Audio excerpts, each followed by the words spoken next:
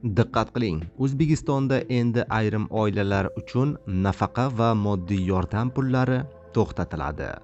Ushbu videorolikni oxirigacha ko'ring va ushbu fuqarolar kimligi haqida ma'lumotga ega bo'ling.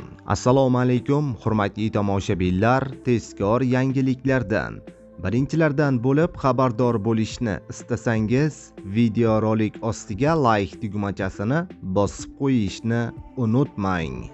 Diqqat qiling.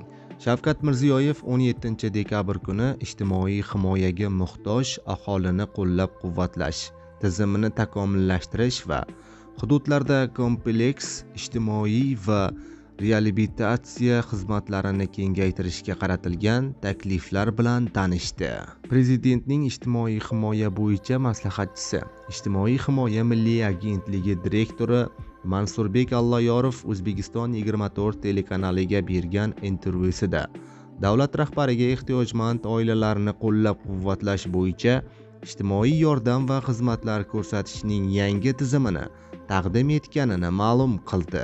Uning qayd etishicha, oilalarning davlat ta'minotiga mehnat layoqati past bo'lsa, kambag'al hamda kambag'allik chegarasidagi toifalarga ajratgan holda manzilli ishlash mexanizmlari bo'yicha takliflar ishlab chiqilgan. Shuningdek, loyihada daromadi minimal iste'mol xarajatlaridan yuqori, lekin kambag'allik chegarasida bo'lgan oilalarni ham davlat tomonidan qo'llab-quvvatlash ko'zda tutilgan.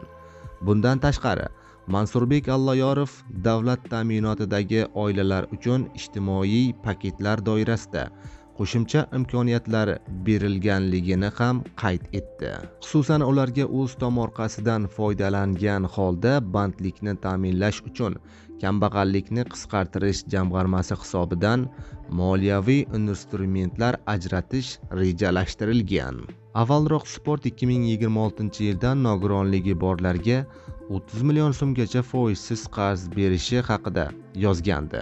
Imkoniyati cheklangan va nogironligi bor shaxslarga kambag'allikni reytingidan chiqib olishi uchun davlat tomonidan qo'llab-quvvatlanadi. Ya'ni 2026-yildan nogironligi borlarga 30 million so'mgacha foizsiz qarz beriladi. Imkoniyati cheklangan va nogironligi bor shaxslar kambag'allik reytingidan chiqib ketishlari uchun davlat tomonidan qo'llab-quvvatlanadi. Unda ehtiyojmand oilaning ijtimoiy himoyasi kuchaytirish borasida takliflar bildirildi. Endi kambag'allikka qayta tushishi xavfi mavjud oilalarga ijtimoiy yordam va imtiyozlar doimiy saqlab qolinadi. Ularga 6 oy mobaynida moddiy yordam va bolalar nafaqasi to'lanishi davom ettiriladi. Bog'cha va to'garak xarajatlari qoplash, davolashda order kabi 110 ta ijtimoiy xizmatlar yordamida 10 oy davomida qo'shimcha foydalanish imkoniyati ham beriladi.